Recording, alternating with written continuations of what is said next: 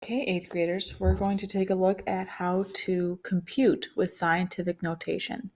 Yesterday we looked at how to write scientific notation, which is a way of writing either very, very large or very, very small numbers. And now we're going to look at how to perform operations. To do this, we need to keep in mind all the other power rules we've learned. We are going to use the product of powers rule, which means if we're multiplying powers with the same base, we can add the exponents.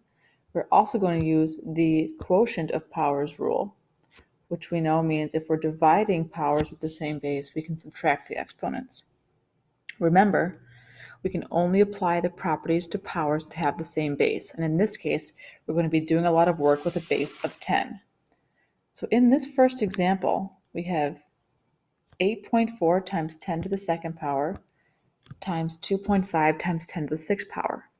I'm going to use the associative property to help myself here by grouping together factors that work together. So 8.4 times 2.5. I'm taking the first factors of each of those scientific notation terms, and then I'm grouping together the base 10. So 10 to the second power times 10 to the sixth. I can apply the product of powers rule to what I have in red, the 10 to the second times 10 to the sixth. I could add those exponents together. I know that 2 plus 6 is 8. If I go back to 8.4 times 2.5, I can go ahead and use my calculator, and I will get that the answer there is 21. So right now it looks like my answer is 21 times 10 to the 8th power. But I'm not quite done yet. I need to be able to recognize that 21 is not a proper first term for scientific notation. That number has to be between 1 and 10. If I want to make that happen, I better put a decimal between the 2 and the 1 to become 2.1. I can write the number 21 in scientific notation by writing 2.1 times 10 to the first power. Because if you agree, if I move this decimal 1 to the right, I get back to 21. Finish what I have times 10 to the 8th. Again, what I have in blue is that 21, and the 10 to the 8th just drops down. I can combine these powers of 10 by saying that 10 to the first times 10 to the 8th is 10 to the 9th power, and I can drop down that 2.1. So the final answer is 2.1 times 10 to the 9th power. That was kind of a lot of steps, but all of them we have done before. We're just combining them in a different way. Let's look at another example down below. Okay, the next one we have is another multiplication problem. 7.2 times 10 to the third times 1.6 times 10 to the fourth. Again, I'm going to group together 7.2 and 1.6. I'll do that in purple. And in green, I will do 10 to the third times 10 to the fourth. The base 10s are pretty simple. 10 to the third times 10 to the fourth means all I do is add those exponents. 3 plus 4 is 7. And in purple, I can use my calculator to do 7.2 times 1.6. I'm going to get 11.52. So again, I'm in a situation where 11.52 is not proper scientific notation. So I need to make this number between 1 and 10. To make that happen, I should put this decimal between the two ones. So I'll show you have 1.152. And to accommodate that, I'm going to say times 10 to the first, because if I move that decimal back just once to the right, I'll get back to my original 11.52. I'm going to bring down the times 10 to the 7th, because I still have to use that. These two powers of 10 can combine to be 10 to the 8th by using the product of powers rule. I'll bring down the 1.152. So my final answer is 1.152 times 10 to the 8th. Okay, the next problem to the right is all about dividing. We can treat these as almost two separate problems for right now. 2.64 divided by 1.2, I'll get 2.2. Well, that makes me happy because that's already a proper first term for scientific notation. And if I look at the secondary part, that's 10 to the fourth divided by 10 to the negative third. And remember, the quotient of powers rule means when we're dividing powers, we subtract the exponents. Be really careful with those integer rules. Subtracting a negative turns into adding a positive, so this becomes 10 to the 7th. Well, that wasn't so bad at all. That one's all done because it's in proper scientific notation form. Okay, let's go to the back page, the next page rather, and look at some word problems. This first one says, in 2010, the world population was about, oh my goodness, hundreds, thousands, millions, 6,860,000,000 people. The population of the United States was roughly 3 times 10 to the 8.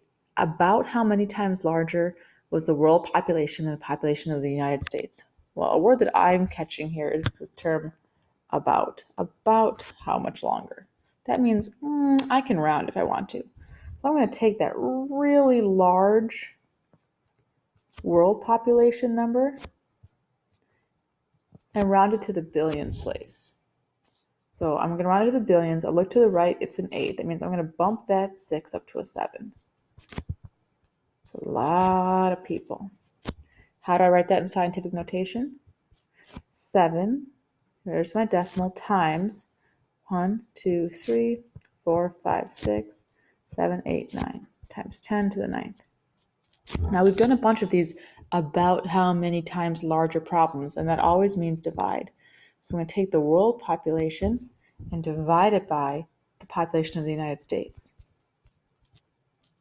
So there's my problem. I need to use the quotient rule. First things first, 7 divided by 3, if you throw that in your calculator, you should get roughly 2.33 when you round it. It should be 2.3 repeating. I'm going to round this to do decimal places. And the secondary part is the powers. 10 to the 9th divided by 10 to the 8th. I subtract the exponents there. 9 minus 8 is 1. So that is our final answer. It's roughly 2.3 times 10 to the first times larger. Let's check the next one. It's a very similar problem. The surface area of Lake Superior, the largest Great Lake, is 8 times 10 to the 4th square kilometers. The surface area of the smallest Great Lake, Ontario, is about 18,150 square kilometers. Again, about how many times as great is the area covered by Lake Superior than Ontario? I'm going to take that Lake Ontario number, and again, I'm going to round it to the nearest thousands place. It's a 1 to the right, means I'm going to leave the 8 alone. I'm going to round that to 18,000. Let's think about how to write 18,000 in scientific notation. Again, that first number, right, just the 1 and 8, needs to be between 1 and 10, so that decimal belongs between the 1 and the 8. To make that scientific notation into standard form, I need to move that decimal 1, 2, 3, 4 times to the right. So there we go. So let's take the surface area of Lake Superior, which we were told is 8 times 10 to the 4th, and divide it by the surface area of Lake Ontario, 1.8 times 10 to the 4th. Go ahead and throw 8 divided by 1.8 in your calculator, and I'm getting about 5.3. And if we divide these powers, we know that we have to subtract the exponents. And 4 minus 4 is 0, and we should know, loud and proud, that anything to the 0 power is just 1. So the final answer here is just 5.3 times as large. Okay, now we're getting into some good stuff here. Addition or subtraction.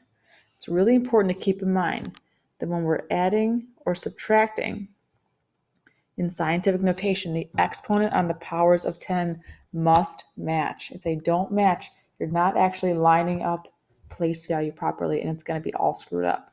So what I see here in this first one is 6.89 times 10 to the 4th plus 9.24 times 10 to the 5th. Now we're going to use our skills of rewriting scientific notation to our advantage.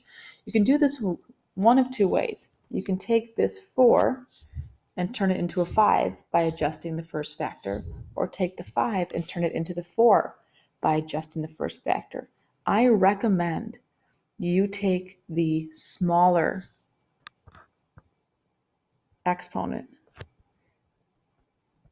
and convert it to the larger exponent. It works the other way, but there's more steps. So right now I've got 6.89 times 10 to the 4th. I want this decimal to have to move one more place to the right. So to do that, I'm actually going to move it to the left. So 0.689 times 10 to the now fifth is equivalent to what's right above it. It's not proper scientific notation, but it's going to help me accomplish what I need to. I'm going to add that amount to the other scientific notation number that's written for me, 9.24 times 10 to the fifth.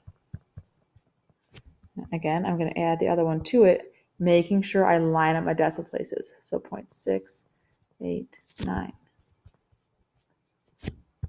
Okay, now I'm good to go. I can put a 0 placeholder here if I want to. 0 plus 9 is 9. 8 plus 4 is 12. Carry the 1. 1 plus 2 is 3. Plus 6 more is 9. And then 9. The good news about these guys is when we're adding them, all that they're representing is place value. So that just stays the same, almost like the denominators of a fraction.